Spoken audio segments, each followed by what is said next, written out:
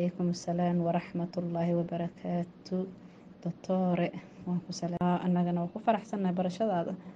gabadhii saaxiibadan ahayn oo dariskeena ahayd maalintii nagu soo xirtay maalin qayrka lahayn nagu kaa soo xirtay iyada laftirkeeda waa soo wareystay waxay tiri fartuunay waa dhaqaaleysta daawo caadi ma ahanay tiri gaaska iga bax sokorti waa i dhacday ay tiri marka feedback ayadana kasoo qaadaya insha allah caasha la dhahaa waxay tiri walaalay daawada anoo dhameysanaa wareystay igu tiri wallaahi feedback ayadana kaaga soo qaadaa duu ilaahay yiraah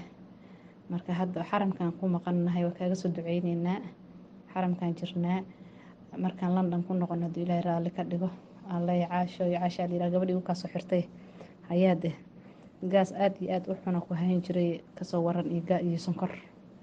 ay qabtay marka waa wareystay laakiin feedback maysan ii sheegay iima duubin inay soo duubtaan isku daya insha Allah waa ka wareystay waxaan caasho iska waran xaaladda iyo daawadii bal iiga waran ku dhamaan markaas waxay igu tiri wallaahi waxay tiri fartuuray waxay tiri sida dahabkii u dhaqaaleysa daawadii tiri iskama dhameen inay tiri aniga waxay tanta isticmaalay waxaan ku dhahay isticmaal daawada waxa dhahay waa la soo dhoofiyay dhahay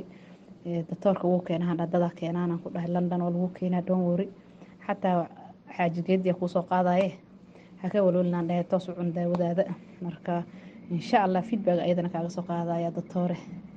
khayr badan ku rajeena kilibka kugu dheereeyay cambaaro dhagiis kugu diri doona raali ka noqo waa ku salaama assalaamu calaykum waraxmatullaahi wabarakaatuh